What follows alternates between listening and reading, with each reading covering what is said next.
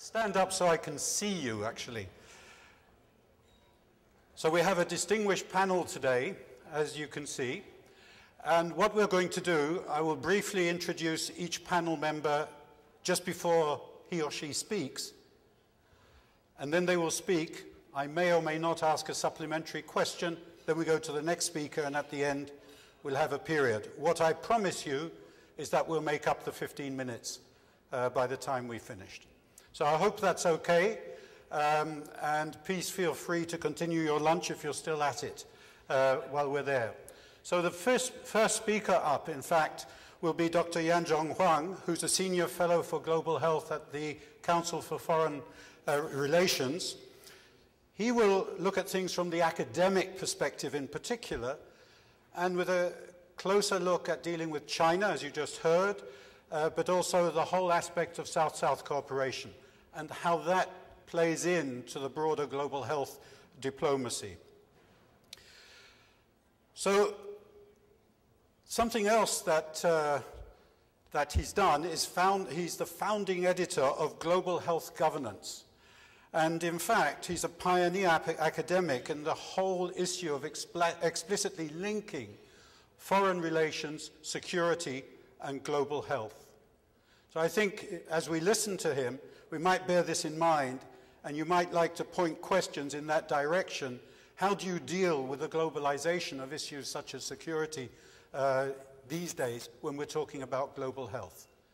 So, Dr. Huang, over to you. Thank you, Adam. Can you hear me? Okay. I was actually, I think, actually, I'm not sure what should I talk about now, because I have there's two topics here.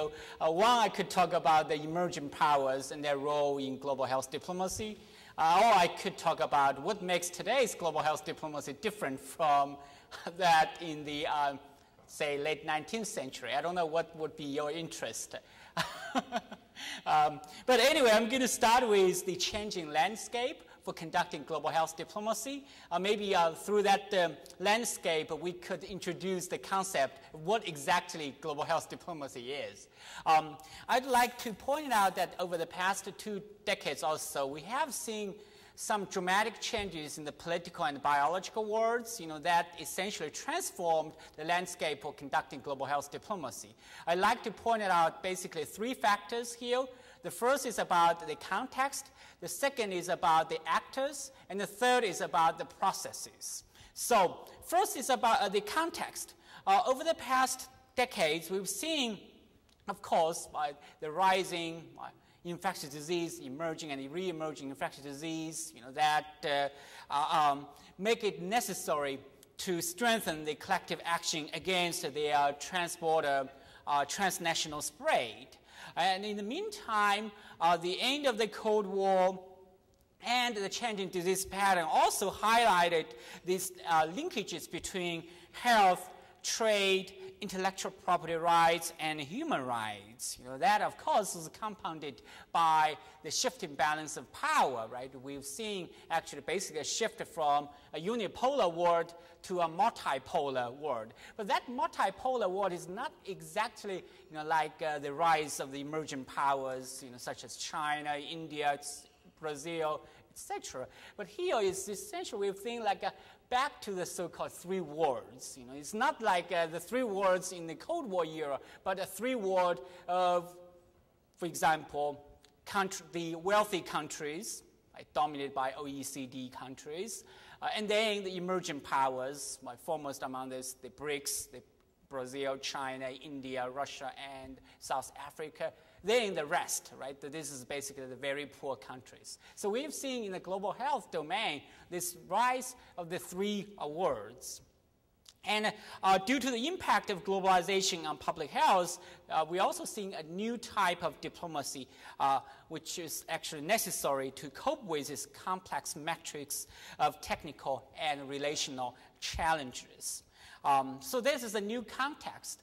We also see in the past 2 decades or so the proliferation of new and diverse actors, right? Basically, in conducting global health diplomacy, the traditional nation states are no longer the only actors of global health diplomacy. We already see, well, I don't want to repeat, right, this, in addition to the state actors, international governmental organizations, we've seen the proliferation of non-state actors, such as philanthropic foundations. Gates Foundation certainly is the most important one. Then NGOs, FBOs, the faith-based organizations, such as World Vision. Believe it or not, World Vision has a budget even higher, larger than the World Health Organization.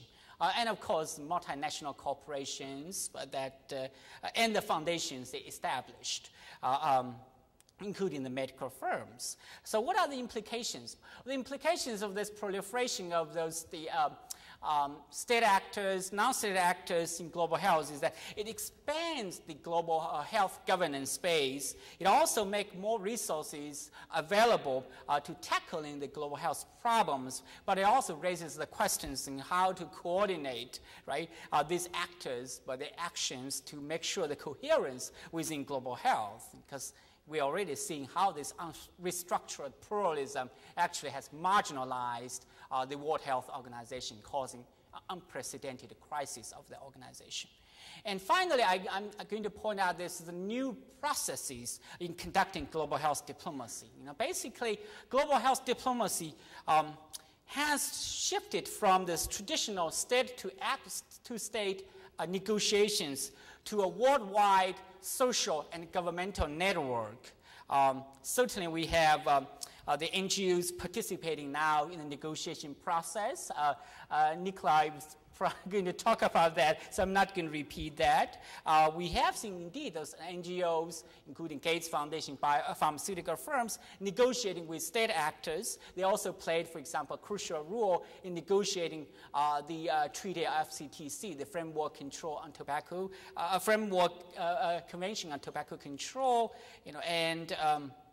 so this is the important change in the process. We have also seen the engagement of global health from bilateral support to multilateralism.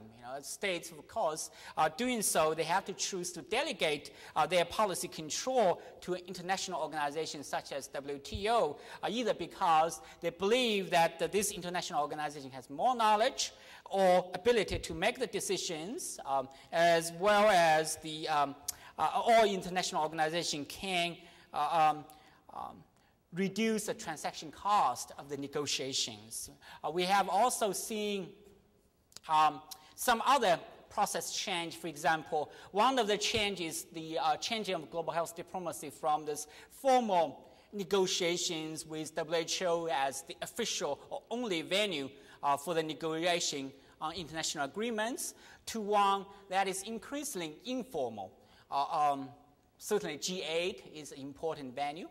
There's some other process like intergovernmental mechanisms. We call it IGWIGs or IGWIGs. That is actually heavily used by the World Health Organization in the negotiation process. And possibly we're going to see G20, the summit, also going to discuss the global health issues. So taken together, these elements form a more concise definition of global health diplomacy as a policy or norm-shaping processes through which states, non-state actors, and other institutional actors negotiate response to health challenges in order to achieve political, economic, or social objectives. So I'm going to stop here. Thank you. Thank you very much, Yanzhong. I've got one quick follow-up question. Sure. Given this new environment that you've mentioned and the declining influence of WHO within it compared to the broader influences, what should the role of WHO now be, and what should government and non-governmental actors do to help it play a bigger diplomatic role for global public good, if that's what it should do? Well, as I said, well, now we have actually WHO is indeed in a crisis. That's why, starting from 2010, they are in the reform process that involves the process of resetting the priorities. And that priority resetting, I think, should reflect the WHO's comparative advantages. Actually, two of these advantages that are actually crucial for WHO to conduct effective global health diplomacy is its role as a convener of experts, governments, and other actors in negotiating global health rules, norms, standards, and institutions and principles. And the second role is his role as a coordinator of global response to public health challenges, especially public health emergencies of international concern. We've seen WHO actually played a critical role in both these two aspects, especially during the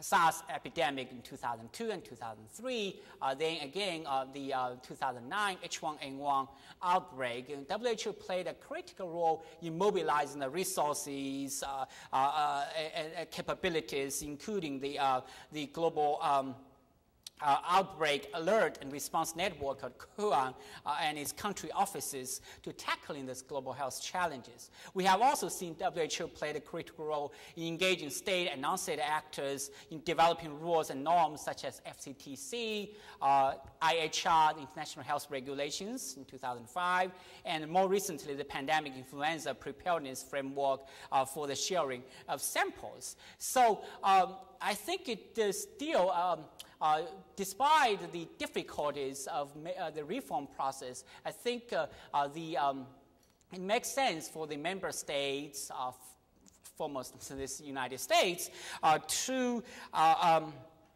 support this reform process. To do so, I think it's important we should not let this so-called member state-driven process to impede the reform process, because under this current WHO constitution, right, each state has a vote. Basically the major decisions are made based on consensus, and WHO fortunately or unfortunately has 193 member states. So there's tremendous difficulties of reaching a consensus, especially on issues of reform and governance and finance. And I think it's also important for member states to support WHO Director General's reform initiative. And unfortunately, we haven't seen that happening. Like last year, that Margaret Chan proposed this idea of having a World Health Forum, to basically expand the participation to non-state actors, but some NGOs and or member states very powerful. They believe that could become like Trojan horse for the industry or private sector to unduly affect the decision making of WHO. So that proposal was shut down by the member states. And in the meantime, I think it's important for countries to support the updating of the UN scale of assessment to solve or address these financing problems, especially for those emerging powers such as China, India, Brazil. They should contribute more to the WHO regular budget, while in the meantime making a commitment to reduce its contribution to the flexible the extra budget support. Thank you very much, Yan Zhong. We now pass on to the person next to me, Jennifer Hooper. She's the Global Director of Health and Safety for the company Vale from Brazil in the extraction industry. Despite that, or maybe she adds to it, she's actually got a very strong background in provincial government in Canada, as well as being on the board of directors of the largest NGO in Canada dealing with, it's called Pollution Probe. Her particular interest is sustainable development, and she will also talk now about how the company she's working with, Vale, approaches these issues as it moves around the world. Jennifer. Can everybody hear me? No problem? Yeah, it's good? Yes? No? Can everybody hear me? Okay, well, maybe I'll move this up. Okay. There we go. Thanks, Alan. Maybe just a couple words about Vale. It's actually a very large company that not a lot of people outside the mining industry know. So Vale is the second largest mining company in the world. We operate in 38 countries, have about 190,000 strong workforce. About 130,000 of those are contractors because we have a very large growth pipeline of projects worldwide, and about 60,000 employees. Largest iron ore producer in the world, and then we also produce nickel, copper, fertilizers, strong energy presence, and logistics. So fairly diversified and global company. As Alan said, our approach in mining is very much, I think it's very much rooted in the DNA and the culture of Brazil, where sustainable development and protection of the environment and now human health are very much core values. In fact, in Brazil, human rights, health was declared as a human right. In fact, our mission is to transform natural resources into prosperity and sustainable development. And we really think about sustainable development, and then I'll talk a little bit about the application, obviously, from a health perspective, in 3 spheres. One is, have to be a sustainable operator, and so very much focus on our workforce and the operations within our gates. We have a passion for creating a very positive social regional legacy, and that's where a lot of our community health comes in. And then having the scale that we have, we want to be a strong agent of global change in the policy and advocacy areas in issues that are of particular importance to the mining sector. So I think, when it comes to health and population health, employee health, we kind of operate and see this in 4 spheres. One is obviously at the global policy and advocacy level, and especially as we're going into countries, making sure that we understand the health risks in that country and the health capacity in that country, and being engaged in that dialogue both internationally and nationally. The resource sector has a huge leverage and huge ability to have positive impacts by very virtue of the royalties and taxes we pay, and making sure that those are utilized in the appropriate way for social development. The local communities are the communities that have the impacts. I mean, mining is not an impact-free business that we're in, and so it's important that as royalties and taxes are paid, that there's some benefits to the host communities.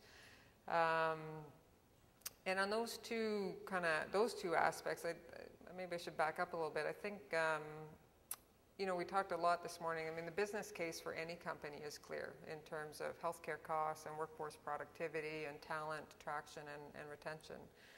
For the extractive sector, there's an extra layer of business case because we have to earn the social license to go into countries and access the resources. The resources are national resources.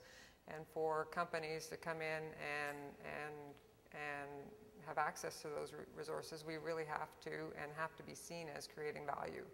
And so our whole mission around sustainable development is to become the partner of choice, to be the partner of choice as we go into emerging markets. And I think, I've been with Vale for 5 years, and it's a very exciting company to work for because of its Brazilian roots, because this is the way Vale has had to grow in Brazil, where there wasn't the social safety net in the education system and the healthcare system. So I think there's a lot of very interesting work that goes on in a company like ours that is just part of the company DNA, as I've learned over the last 5 years. So as I said, there's the global advocacy piece, and then there's the whole piece around the application of royalties and taxes. We do work with Columbia University on the transparency of agreements between companies and governments in the extractive industry, making sure there's, I wouldn't say making sure quite yet, but trying to find the right balance of transparency, not only in how much companies are paying for royalties and taxes, but also the transparency on how those royalties and taxes get utilized for social benefit. And then the other two spheres are very much interconnected, and that would be our workforce and our local communities. And we really see the people that we touch every day with our workforce, whether they be employees or the partner contractors that we work with, it's really through on-the-ground, real education, real medical surveillance, real training, and real health promotion, wellness promotion, that we can actually affect the lives very quickly. And so we view our workforce as really multipliers of change for the local reality. So we bring families in, we bring communities in, and they're part of the overall health strategy. So in 2011, we kind of packaged up a number of programs that we had underway, and we have an integrated health strategy, which kind of at its core is obviously occupational health, because we do have exposures and risks. We then move into health promotion, the whole wellness strategy around prevention, and then also at the community level, and leverage, really try to use our workforce as catalyst for change to get the whole community. And again, at the end of the day, if we want a healthy and productive workforce, the talent pool is local, and so we have to have healthy and productive communities in order to be successful. Thank you, Jennifer. We'll come back to you later. Next up is Dr. Nikolai Loser. He's the Program Director for Global Health Diplomacy at Novo Nordisk, and this is really, I guess, a follow-up to last September's non-communicable diseases meeting at the UN.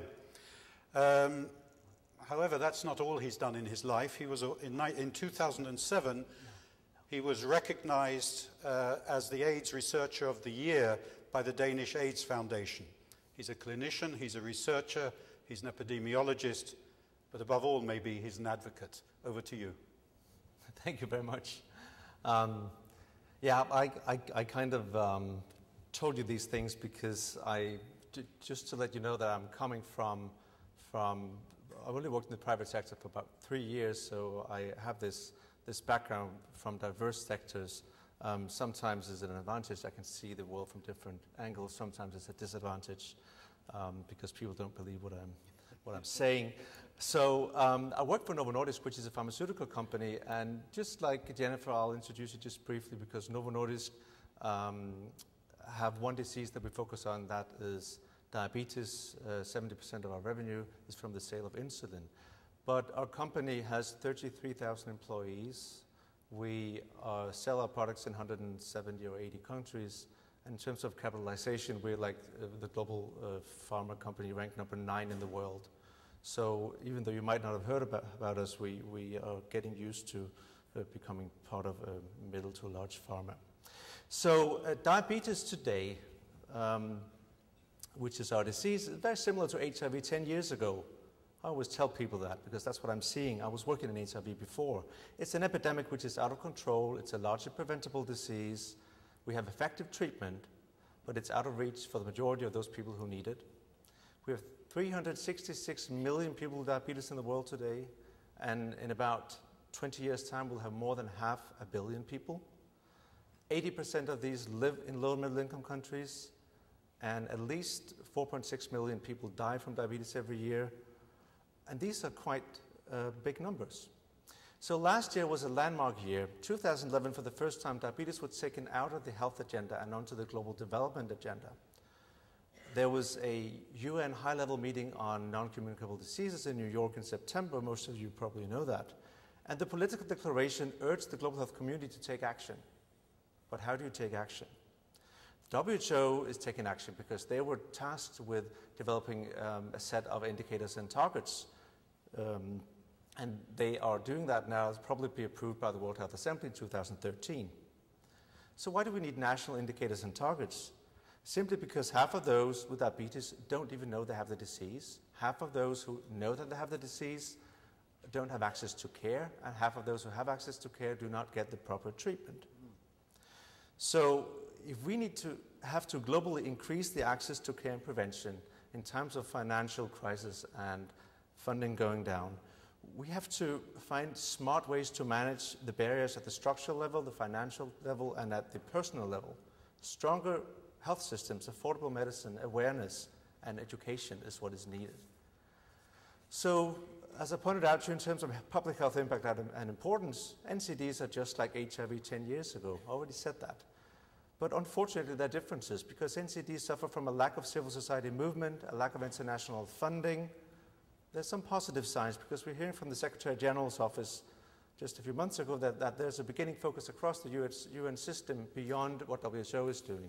We're hearing UNAIDS, UN Habitat, UNFPA, UNICEF, World Food Programme all have NCD sort of focus groups. And some trend-setting NGOs also, like, for example, PSI and PATH are having NCD pilots. So they're sort of preparing for what's to come, but we're still waiting for the big international donors to come on board. And that's where the private sector, that could potentially leave even more space for the private sector to step in. Because what can the private sector do? Pharma is, of course, always being blamed for maintaining too high drug prices and catering for the high-end market only. Food and beverage companies being blamed for marketing products that can cause harm and increase the risk of NCDs. Other industries under scrutiny for having or not having proper workplace health programs. But the problem is that the magnitude of this health crisis calls for multi-stakeholder action. So how should the private sector act? What should our role be? I think Dr. Hong has tried to address it, but let me tell you my view from a corporate perspective. Because CSR, is that the solution? Corporate social responsibility, donations, philanthropy, launches of large programs. Is this a sustainable model for private sector contribution to global health? What many of companies, including ours, have been doing, we've been reallocating part of our profit and reinvesting it in global health. But we actually need to work beyond this. We need to develop smarter ways of doing business so we can make a profit while at the same time supporting a public health agenda. So to obtain this, we actually need collaboration between private and non-private sectors. So it also requires something from the collaborators, from the non-private collaborators. They need to stop thinking of us as donors, funders, or supporters. We would like to create true partnerships, but I know it's difficult in this world. We need to find areas of shared interest, making us able to create shared value. So, to Novo Nordisk, global health diplomacy is about defining our role in the changing global health landscape, both at the international level, at the national level, and at operational levels. So we realized the expanding role of the private sector in global health. We've recently created a Department of Global Health Diplomacy, as you can say, as a response to the changing world, where we coordinate the cross-company efforts. What we do, we engage with stakeholders in a systematic way at the global and national levels. We listen to advice and critique. We engage in dialogue and we voice our opinion. Our department reports back to executive management so the company can respond to external needs and expectations in a way that creates sustainable and shared value. Now I'm saying it again, shared value and sustainability. We have a good examples to build on. Then maybe I can explain to you what we think that we, in a few ways, have already shown it, but I think we can all get a lot better. I will show two examples from China and Kenya, because we actually entered the market in China in 1994. Back then, there was no market. For the first 6 to 7 years, we were losing money. Many of the colleagues inside the company didn't think it was wise, but due to bold and visionary leadership, we stayed there. We made major investments in strengthening the healthcare system. We collaborated with the Chinese government and other local stakeholders. We established local presence along the value chain. And today, we're actually the leading player in the insulin market in terms of both market share and reputation. And we have a pretty good business in China. Another example on the operational level in Kenya. This is shared value again. We recently launched an innovation project where the price of insulin at the patient level was previously unaffordably high due to markups in the supply chain, combined with a lack of demand. So what we did, so my colleagues did, they created a lean supply chain through a partnership with distributors, faith-based organizations, and the Ministry of Health. So basically combining a lean supply chain with demand creation and training at community level. The price of insulin for the patient was lowered about 3 times. So the pilot project is now ongoing in 27 dispensing points, and it aims to create added value for everyone involved. That's what I mean about smarter ways of doing business. This is a pilot, but it looks promising so far. So my message to the civil society, to the governments and intergovernmental organizations is bring the private sector in, please. Harness our power, create shared value. Do not think donations and philanthropy. Think viable business solutions that maximize public health impact. Think of us as partners. We need you and you need us. If we base our partnerships on openness and honesty, if you invite the private sector to sit around the table at the global, at the national and operational level, we can create better health for our people. Thank you very much, Nikolai. Very good practical examples, I think, of how to leverage influence as a two-way street. It's very good. Our last speaker is not Gloria Somaleke, as you see up on the thing. You might have noticed we have a man here. And this man's name is Bishop Malusi Pumlwana. Yes, sir. Right, who has very graciously stepped in at the last moment to take Gloria's place, and we thank you, sir. He represents faith-based communities. He's from South Africa, and one of the issues he will talk about is something Nikolai raised, the issue of price and price differentials. Over to you, Bishop. Thank you. I'm sure Gloria would have made a glorious presentation. But I want to pick up on the matter of the shared value that Nikolai raised. I think that's it's a very good thing that I come after him. Indeed, globalization is about the mobility of capital, of goods and services, as well as the general diffusion of ideas and technology across the world, as well as the norms and ways of doing business. And that has an impact that is beyond any control of either a government or a company. And so the idea, therefore, that when we anchor a company in a country, we need to look at what norms and values we are bringing and how those are interacting with local norms and values. And so that's the idea of shared values. Makes sense to me. But there is a burden of costs that global health diplomacy also goes with the challenge of the expense. There is the difficulty of uncoupling the cost of research and development on the one hand and the actual costs that have to recover the investment in R&D and bring profits and value for the shareholders. And so that's really where the nub of the challenge is, in my view. That then leads to a link between domestic politics and foreign policy, because the countries that pay taxes companies that pay taxes in their countries need to make sure that their governments effectively represent their interests in foreign policy. And it is therefore no mistake, not surprising rather, that in the two major coalitions of pharmaceutical companies in the United States, which is a huge contributor to R&D, have a lot of more than 2,000 lobbyists on Capitol Hill, because that's their business. And I understand that in 18 months between 2005, January, and June 2006, they spent no less than $182 million just on lobbying.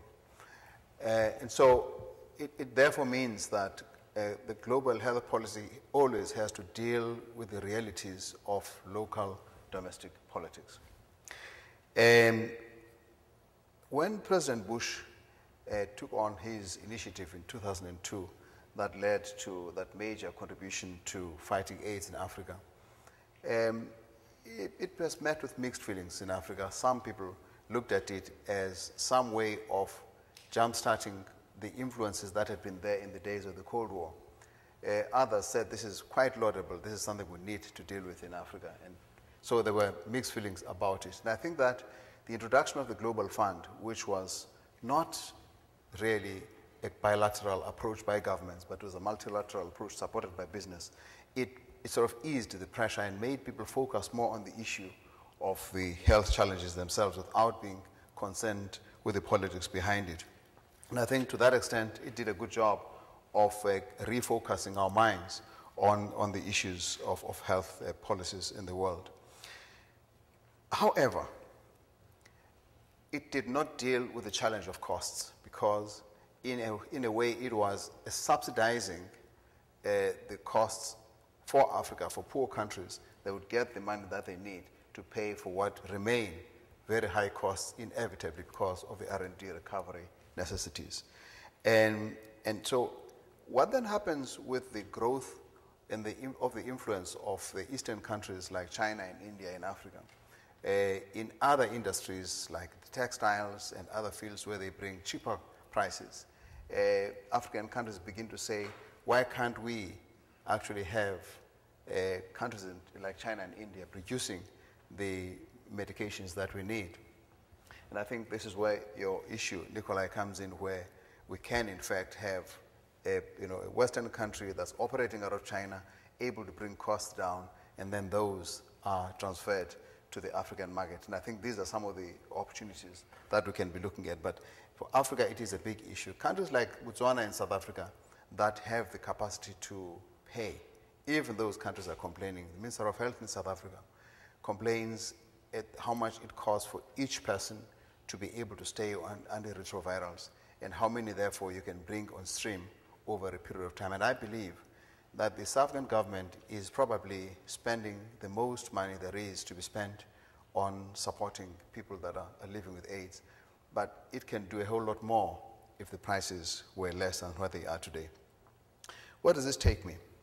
It takes us to the question of, in the globalization environment, coalitions become necessary between various powers. And that is why we have a body like BRICS, because it builds the kinds of coalitions that can bring power to bear against those that are more powerful, like the G8. And it becomes an issue of, to what extent can the health diplomacy be part of the conversation between BRICS and the G8? To what extent can we use those avenues to negotiate ways in which we can find some way of recovering the cost for R&D without punishing the consumer in the South? And that, for me, would be the issue for consideration. I suspect, and that this is just a hunch, that it is possible to use those, what you referred to as informal conversation agendas, to bypass TRIPS and the World Trade Organization negotiation processes, particularly for medications. And I think that probably is the way to go for the future. Thank you very much, Bishop Malusi. So now we have about 10 minutes left, and I'd like to open it up to questions from the floor, if there are any. I think we have time for maybe 2 or 3 questions and responses, and then I will round it up and hopefully finish on time. Unfortunately, we started a bit late, so we've lost a bit of time. So anybody with any questions? We have a microphone going round. Here's one. Please introduce yourself. You know the protocol.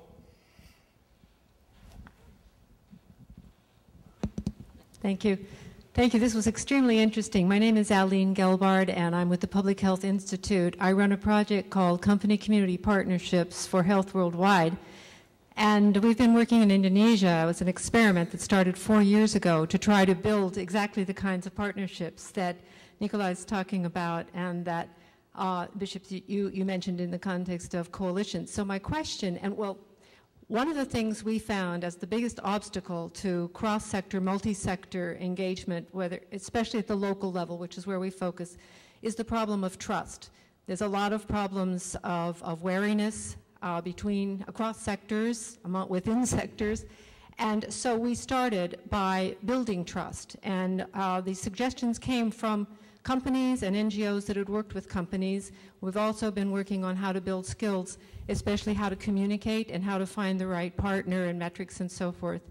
And in increasing knowledge, because people learn from their peers. So, but I want to ask you specifically whether what you would have to say about trust and how much of an obstacle it has been, in your case, in the case of Novo Nordisk, how did you deal with that in China and Kenya, and whether anyone else has any comment about that issue in particular? Thank you. Thank you very much. So, Nikolai, can you add to that? You know, trust goes with something else, and that's transparency. Yeah, well, trust goes with transparency. Thank you.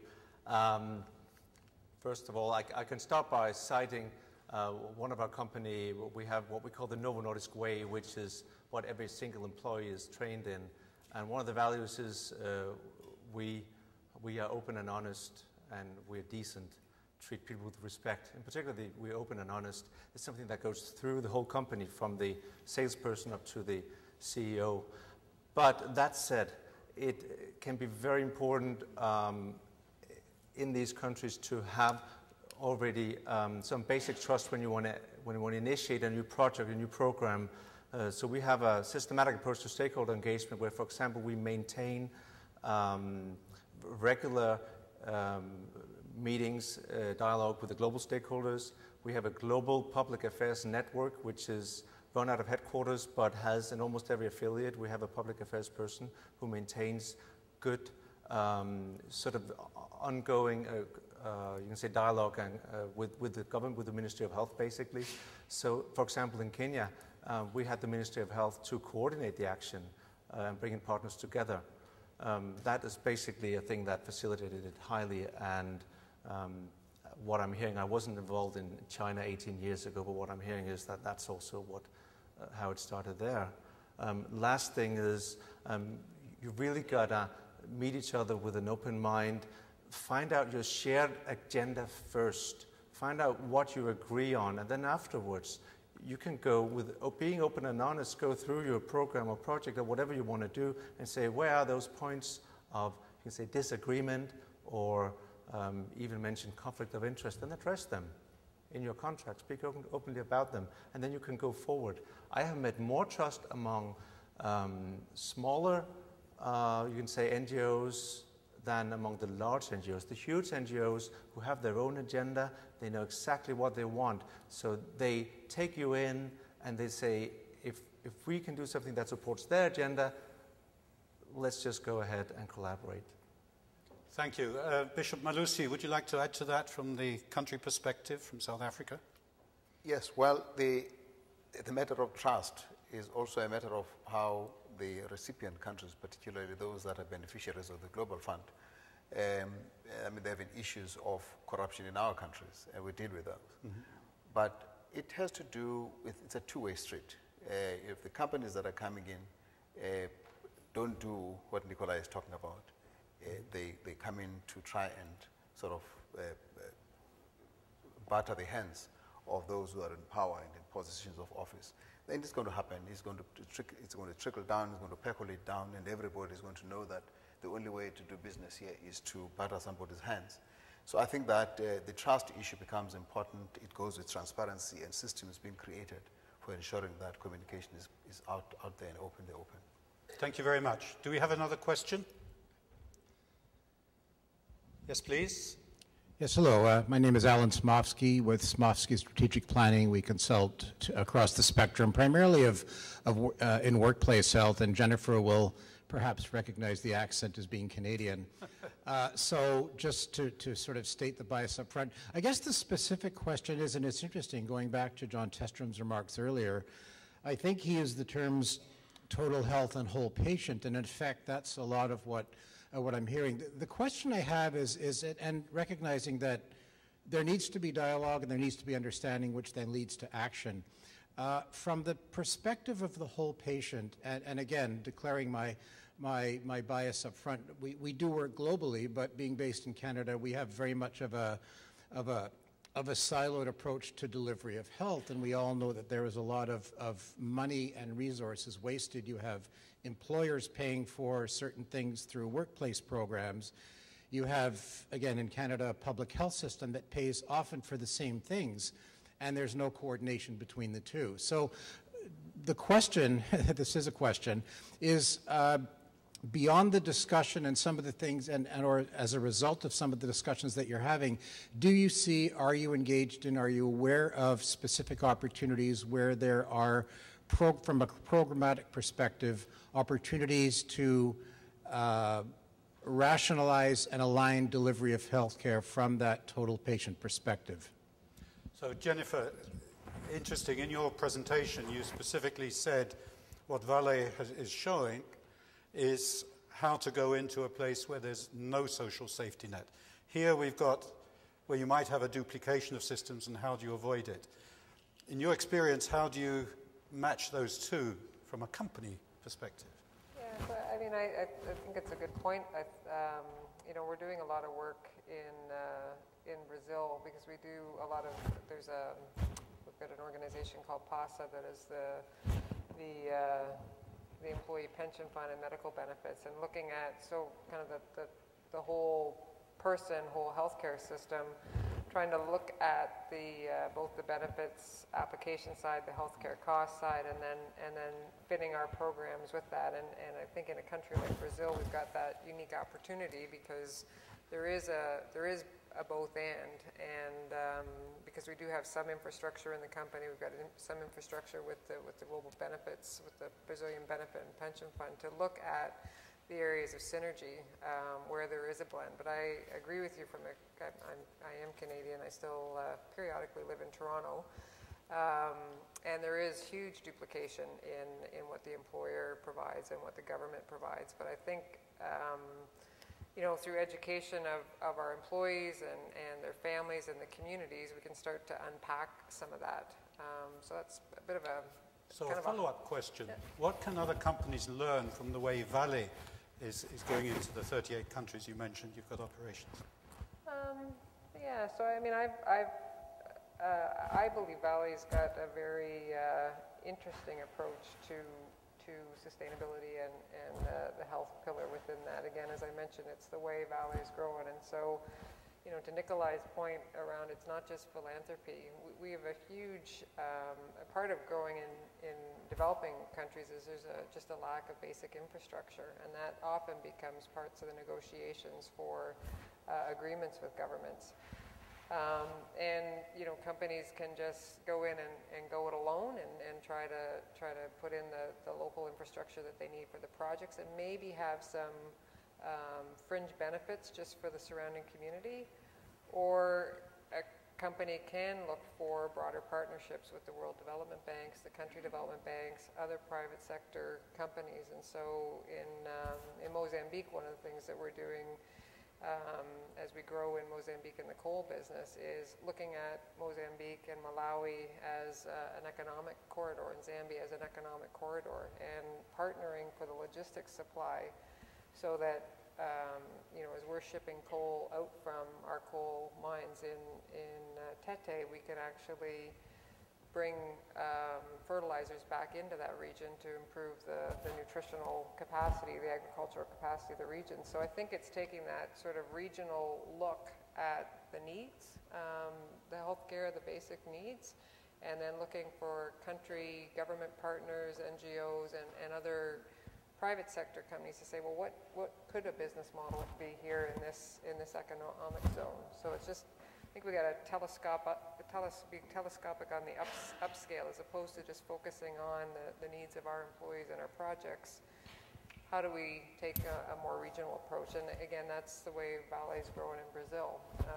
So I think it is uniquely applicable. Please. I'd like to add to that. Maybe it probably raises 3 points of concern for business. First one being becoming a citizen in the countries, a corporate citizen in the countries that they invest in, so that they don't come as external players, but rather integrate themselves and make themselves part of them. That way, they not only build trust, but they're able to participate in the development of institutions and systems that make a difference, that can enable the transparency you're talking about, and that can minimize wastage. The second thing is the possibility of actually using the countries of consumption for production, so that you don't have a situation everything is imported, but rather that in fact it does not mean that companies lose their productive capacity, they lose their intellectual property, but actually they can invest in the production in those countries themselves, so that they become, the products become much more local products. And thirdly, I think the view would be that as because we are a global society, everyone has a very, very fast way of getting into what is going on. You are able to know as fast as possible what is going on in the world. We build the kind of partnerships that enable us to minimize the competition between, let's say, China, India on the one hand, and the United States in the West. And I think that the Nordic approach is helpful in this because over the years, Africa has experienced the Nordic countries and some European countries as a little softer on the way they engage African countries. They have never been as aggressive and therefore hostile as some, I have to say, American companies have been experienced. And so I think that this, looking at values that make sense in other countries and apply them, building a culture of collaboration, particularly for global health, would make a difference, I think. Thank you very much. And panel, thank you all very much. I just wish to give a few words of roundup before we close the session. And it's just what we've heard is something very interesting, and that's that the global environment has changed. I should go back a bit and say, at the beginning, we deliberately did not try and define what is global health diplomacy. It's many things to many people, and if you look it up online, you will see there are many definitions. So, but what you've heard is something far stronger in terms of what it entails. You've heard that there's a shift in the global map, if you like, of global health, and a shift away from a highly top-down approach from a single organization to a multifaceted, multipolar approach today with both formal and informal interactions. At the same time, the importance of the role WHO in particular has to play, and what was highlighted at the time of international pandemics and so on, where it's without equal in terms of the role it has to play. Secondly, we've heard this theme of shared values come through and through again, whether it's Vale, the company Vale, working through workforce and local communities, and also working with governments in terms of the use of royalties and taxes and negotiating that space for the best benefit, not necessarily for the company alone, but mutual benefit for the country and for the people working there. The shared value approach of Novo Nordisk, building up over time and taking the time to build up relationships and local organizations to take it on, shaping demand and shaping future partnerships. And there we hear also, really from South Africa, just looking out at all of this, how you see a difference and can differentiate between types of countries and typologies of companies and the way that they come in, and those that are willing to learn and share seem to be doing so much better. I think we've got a notion of how this diplomacy area works in global health, and I think we're richer for it. I'd like us all to put our hands together and thank the participants and the panelists. Thank you.